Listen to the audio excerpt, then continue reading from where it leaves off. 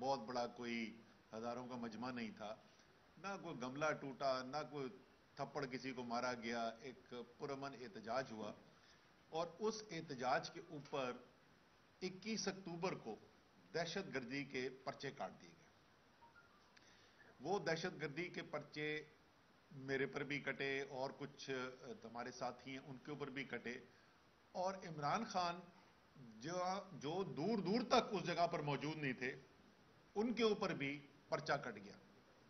دہشت گردی کا پرچہ ایک ایسے واقعے کے اوپر جس میں عمران خان موجود نہیں ہیں، اور جس واقعے کے اندر دہشت گردی تو دور کی بات، کسی نے کسی کو تھپڑ تک نہیں مارا، اس میں عمران خان کے اوپر دہشت گردی کا پرچہ کٹ جاتا ہے۔ یہ ہے 21 اکتوبر 2022 کو یہ پرچہ کٹتا ہے۔ اس سے پہلے عمران خان اپنے تمام جھوٹے مقدموں کے اوپر، ایک بھی ان میں سے سچا مقدمہ نہیں ہے، سارے کے سارے جھوٹے مقدمے، لیکن ان جھوٹے مقدمے کے اوپر کیونکہ قانون کی بالادستی پر یقین رکھنے والے ایک لیڈر ہیں، ہمیشہ قانون کا، عدالتوں کا احترام کیا ہے، تو وہ جو ہے وہ اسلام آباد ہائی کورٹ میں بھی پیش ہو رہے ہیں، وہ دہشت گردی کی عدالت میں بھی پیش ہو رہے ہیں، وہ ایف ایڈ کچہری کے اندر سیشن کورٹ میں بھی پیش ہو رہے ہیں، اور ان تمام پیشیوں کے اندر جو ہے وہ میں ان کے ساتھ ہوتا تھا، تو اس لیے میں تو اینی شاہد ہوں کہ عمران خان جو ہے ان کو کہیں کسی عدالت میں جانے پر کوئی اعتراض نہیں تھا، ان کی کوئی انا کا مسئلہ نہیں تھا۔ لیکن 3 نومبر کو ایک منصوبے کے تحت عمران خان کے اوپر قاتلانہ حملہ کروایا جاتا ہے، عمران خان زخمی ہوتے ہیں، اور زخمی ہونے کے بعد وہ اپنی ڈاکٹرز کی ہدایات کے مطابق اس کے بعد سے کورٹس عدالتوں میں نہیں جا سک رہے ہیں، کیونکہ ان کی ڈاکٹرز کی ہدایات یہ ہے کہ کوئی خطرہ نہیں مول لینا چاہیے، اور اس کے بعد سے وہ عدالتوں میں نہیں گئے ہیں، تو ان کی کوئی انا کا مسئلہ نہیں تھا۔ 23 نومبر کو اسی کیس کے اندر ہماری ضمانت ہوگی، کل ویسے اسی کیس کے اندر دہشت گردی کی عدالت میں میری پیشی بھی ہے کل اسلام آباد کے اندر۔ تو عمران خان کے اوپر جو بنیادی چیزیں، جو 2 چیزیں میں خاص طور پہ جن کے اوپر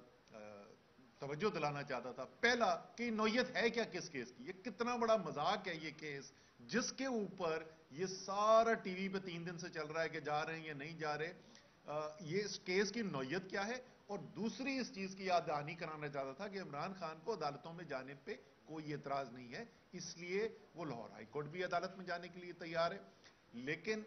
کچھ سیکیورٹی کی لوازمات ہیں۔ عمران خان کوئی عام شہری نہیں ہے پاکستان کے، میرے خیال میں اس وقت 2-3 ہی لوگ ہیں جو سابقہ، 3-4 لوگ ہیں جو سابقہ وزیر اعظم پاکستان کے رہ چکے ہیں، لیکن ان میں بھی وہ واحد لیڈر ہیں جن کے خلاف ایک قاتلانہ حملہ ہوا ہے، اور باقاعدہ منصوبے کے تحت قاتلانہ حملہ ہوا ہے، اور وہ حملہ کوئی سالوں پرانی بات نہیں ہے، وہ ابھی 2-3 مہینے پہلے کی بات ہے کہ ان کے اوپر قاتلانہ حملہ ہوا ہے۔ تو ایک تو سیکیورٹی کی ان کی ضرورت جو ہے اور ان کا خدشہ جو ہے وہ ایک عام انسان والا نہیں ہے، اور دوسرا جو ڈاکٹرز کی ہدایات ہیں اس کے مطابق وہ دھکم پیل نہیں برداشت کر سکتے، اگر وہ ہوگا تو پھر انہوں نے 2-3 مہینے کے لیے دوبارہ ان کو آرام کرنا پڑ جائے گا۔ اسی وجہ سے شبلی فراز صاحب جو چیئرمین کے چیف آف سٹاف ہیں، انہوں نے ایک اپلیکیشن ڈالی تھی، اور میں ان سے ریکویسٹ کروں گا، درخواست کروں گا کہ یہ شبلی بتا بھی دیں کیا درخواست ڈالی تھی اور ابھی تک اس پہ کیا پیش رفت ہوئی۔ شکریہ اسد۔ گزشتہ جمعے کو ہم نے ایک درخواست ڈالی تھی لاہور ہائی کورٹ میں، رجسٹرار کے آفس میں ہم نے جمع کرائی تھی، جس کا بنیادی مقصد تھا اجازت لینا، کیونکہ خان صاحب کے ایک خاص پیکیولر سرکمسٹانسز ہیں جن میں کہ وہ عدالت میں پیش ہونے کے لیے ہم نے 2 چیزوں کی وہ ان کو وجہ بتائی تھی، کہ ایک تو جس طرح ابھی کہا گیا کہ ان کی جو زخم ہے، ٹانگ کا جو زخم ہے وہ، اور دوسرا سیکیورٹی، تو میڈیکل ریزن تھا اور سیکیورٹی ریزن تھا، جس کی بنا پہ ہم نے اجازت مانگی تھی لاہور ہائی کورٹ سے کہ ان کی گاڑی کو ایک خاص جگہ تک پہنچنے کے لیے اجازت دی جائے۔ صبح ہم گئے تھے، ہمیں انفارچونیٹلی وہ اجازت نہیں ملی، اور ابھی بھی ہماری کوشش ہے، ہمارے وکلاء جج صاحب سے بات کرنے کے لیے گئے ہوئے ہیں کہ یہ اجازت مل جائے، کیونکہ خان صاحب باوجود تمام تر مشکلات کے کیسوں کی نوعیت جو اسد عمر صاحب نے آپ کو آلریڈی بتا دی کہ وہ کس نوعیت کے کتنے ہلکے کیسز ہیں، لیکن چونکہ ہمارے چیئرمین کا یہ ماننا ہے ایک قانون کی حکمرانی کی کی دعوے دار جماعت ہے، اور ہم نے کبھی بھی تقریباً کوئی 25 پیشیاں کر چکے ہیں خان صاحب زخمی ہونے سے پہلے، قاتلانہ حملے سے پہلے. تو کوئی وجہ نہیں ہے کہ ابھی ہم نہ جائیں، اور ابھی بھی خان صاحب بالکل تیار ہیں عدالت میں پیش ہونے کے لیے. ہماری یہ ریکوائرمنٹس ہیں کہ اگر ان کو کیے جائے، کیونکہ ان کی جو سیکیورٹی کی سچویشن ہے اور جو ان کی ہیلتھ کی سچویشن ہے، وہ افورڈ ہی نہیں کر سکتے دھکم پیل. اور آپ کو پتہ ہے کہ جہاں پہ خان صاحب جائیں وہاں پہ ہزاروں کا مجمع لگ جاتا ہے، پھر اس طرح وکلاء بھی ہوں گے، سب کچھ ہوگا. تو ہماری ابھی بھی لاہور ہائی کورٹ کے حکام سے بات چیت جاری ہے، اور ہم یہی امید کرتے ہیں کہ ہماری یہ جو استدعا ہے، جو کہ بالکل ایک جائز استدعا ہے، اس کی ہمیں اجازت مل جائے گی تاکہ خان صاحب ادھر عدالت میں جا سکیں.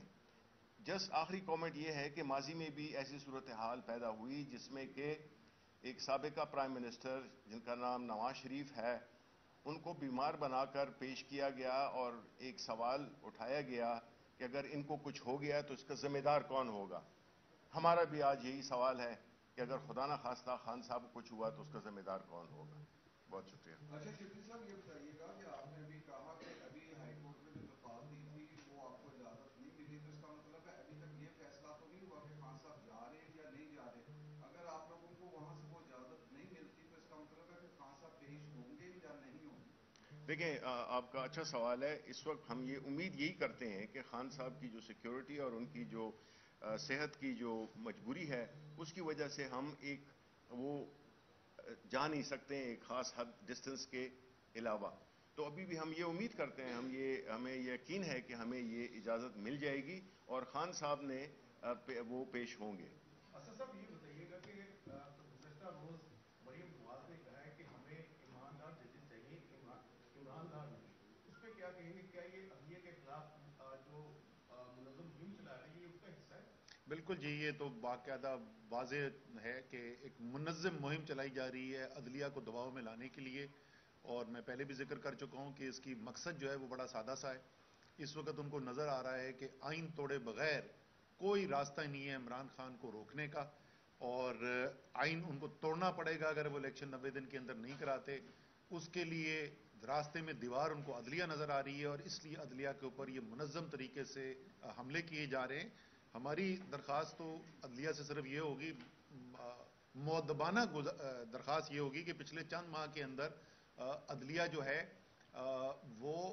عمران خان صاحب پر بھی توہین عدالت کا نوٹس دے کر کیس چلا چکی ہے، اور میرے اوپر بھی توہین عدالت کا کیس چل چکا ہے. حالانکہ ہم نے اس قسم کا کوئی ریمارک نہیں دیا تھا کسی جج کے بارے میں. تو امید یہ ہے کہ سب کو برابری کے طور پر ٹریٹ کیا جائے گا، اور یہ جو مہم چلائی جا رہی ہے اور اس قسم کے بیانات جو دیے جا رہے ہیں اس کے اوپر بھی جج صاحبان نوٹس لیں گے اور توہین عدالت کی کارروائی کی جائے گی.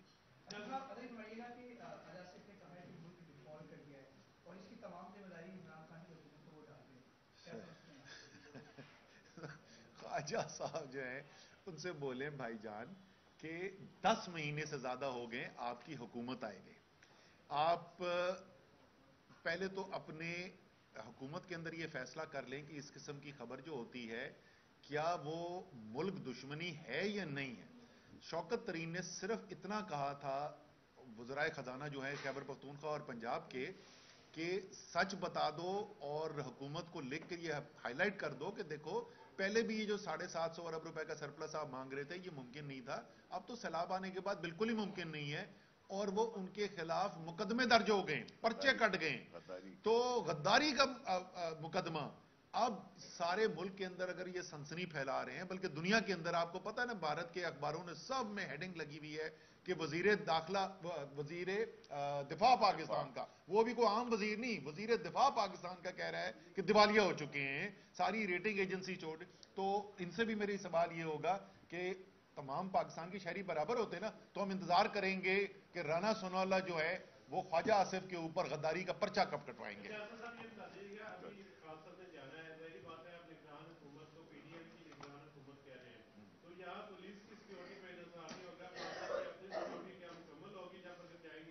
اور دوسرا یہ بتا دیں کہ مہنگائی اس حد تک بڑھ چکی ہے کہ عام آدمی اب سیاست بھول چکا ہے اور اسے اپنی پڑ چکی ہے. تو ان حالات میں پی ٹی آئی کا کیا آگے طے عمل ہوگا عوام کے لیے؟ دیکھیں پہلی بات تو جہاں تک آپ کی ہے ہم کہہ نہیں رہے، وہ تو ہے ہی پی ڈی ایم کی نگراں حکومت، اس میں تو کوئی شک ہی نہیں ہے، اور سیکیورٹی کے انتظامات جو ہیں اس کے اندر ذمہ داری جو ہے پوری کی پوری حکومت کی بنتی ہے۔ جج صاحب نے اس دن بھی کہا تھا کہ جج صاحب جو ہے وہ آرڈر کریں گے کہ سیکیورٹی جو ہے اس کو فل پروف بنایا جائے، تو وہ تو ذمہ داری ان کی مکمل طور پہ انہی کی بنتی ہے۔ لیکن آپ صحیح کہہ رہے ہیں، اور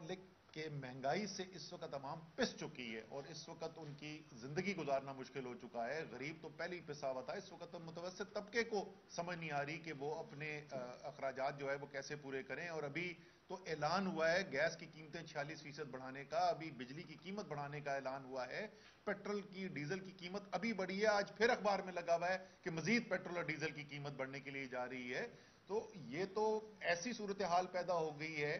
کہ عوام کی جو روزانہ کی روزمرہ کی ضرورت ہے وہ پوری کرنا جو ہے وہ تقریباً ناممکن ہوتا چلا جا رہا ہے۔ لیکن آپ نے یہ جو کہا نا کہ وہ سیاست بھول گئے، او بھائی یہ صورتحال ساری پیدا کیسے ہوئی ہے؟ یہ کوئی معاشی دنیا کے اندر بحران آیا تھا کہ جس کی وجہ سے یہ ہو گیا؟ اگر یہ کوئی معاشی بحران تھا تو یہ بنگلہ دیش میں کیوں نہیں ہو رہا، یہ بھارت میں کیوں نہیں ہو رہا؟ جس طریقے سے جب کورونا آیا تھا تو ساری دنیا کے اندر ہوا تھا، آپ کو نظر آتا تھا، ٹی وی کی سکرینوں پہ نظر آتا تھا، آپ کو کہیں دنیا میں باقی کہیں سے مہنگائی کی خبر آ رہی ہے؟ کہیں آپ کو باقی پتا چل رہا ہے کہ اس طریقے سے عوام پسے میں؟ یہاں تو سیاسی انتشار پیدا کیا گیا، رجیم چینج آپریشن کی سازش کی گئی، سیاسی بحران نے یہ معاشی بحران کو جنم دیا ہے۔ تو یہ سیاست سے الگ نہیں ہے، یہ براہ راست نتیجہ ہے اس سیاسی سازش کا، اس سیاسی انتشار کا جو پاکستان کے عوام کے ساتھ ایک بہت بڑا دھوکہ کیا گیا ہے۔ اور اس سے 10 مہینے پہلے، یہ آج کی بات نہیں، اب 10 مہینے پہلے عمران خان کے آپ بیانات سن لیں، ان کی تقریریں دیکھ لیں، آپ میرے انٹرویو سن لیں، 10 مہینے ہم نے پہلے آپ کو بتایا تو یہی پہنچیں گے۔ اور میں پھر بدقسمتی سے، میں بولوں گا بدقسمتی سے، میں آپ کو پھر بتا رہا ہوں، میں نے 3 مہینے پہلے بھی کہا تھا، وہ لوگ بولتے تھے یہ مشکل فیصلے تو کر گئے اب تو وہ حکومت کریں گے، میں نے اس وقت کہا تھا 3 مہینے بعد اس سے بھی زیادہ خراب حالات ہوں گے۔ بدقسمتی سے میں کہہ رہا ہوں تیسری دفعہ، اگلے 3 مہینے بعد اس سے بھی زیادہ حالات خراب ہوں گے۔ جب تک آپ سیاسی انتشار کو ختم نہیں کریں گے، جس وقت تک حکومت صبح سے لے کے شام تک، ابھی بھی چل رہا ہے ٹی وی کے اوپر، وہ فیصلہ ہو گیا جی ایف آئی اے کی عمران خان کی گرفتاری کا، اگر پورا حکومتی نظام اس وقت اس چیز کے اوپر لگا ہوا ہے کہ عمران خان کو گرفتار کیسے کرنا ہے، تحریک انصاف کے لیڈرز کے اوپر پرچے کیسے کاٹنے، گھر بیٹھے ہوئے نوجوان بچے جو ٹویٹیں کر رہے ہیں ان کو پکڑ کے کیسے جیلوں کے اندر ہم نے ڈالنا ہے، اور نہ کوئی یہ دیکھ رہا ہے کہ آٹا کس طریقے سے مہنگائی اس کی روکنی ہے، کس طریقے سے یہ جو پیٹرول اور ڈیزل کی قیمتیں آسمان سے باہر جا رہی ہیں ان کو کیسے روکنا ہے، تو یہ بہتری نہیں آ سکتی میرے بھائی، جب تک سیاست ٹھیک نہیں کرو گے معیشت ٹھیک نہیں ہو سکتی۔ آخری سوال یہ بتا دیجیے کہ اگر کیا عمران خان صاحب کی ڈاکٹرز کے حوالے سے انہوں نے کیا کہا ہے کہ وہ ان کی طبیعت ٹھیک ہے، اور کیا پاکستان تحریک انصاف اتنا بڑا رسک لے گی چیئرمین کی صحت کے حوالے سے جو ایشوز ہیں انہیں اگر وہ ہائی کورٹ پیش ہوتے ہیں؟ دیکھیں جی، ان کی طبیعت نہیں، ان کی جو ہڈی کے اندر جو گولی لگی تھی وہ ابھی تک مکمل طور پر ٹھیک نہیں ہوئی ہے۔ آخری جو معائنہ کیا گیا تھا اس میں ڈاکٹر صاحبان کی رپورٹ موجود ہے، وہ ہائی کورٹ میں بھی پیش کر دی گئی تھی کہ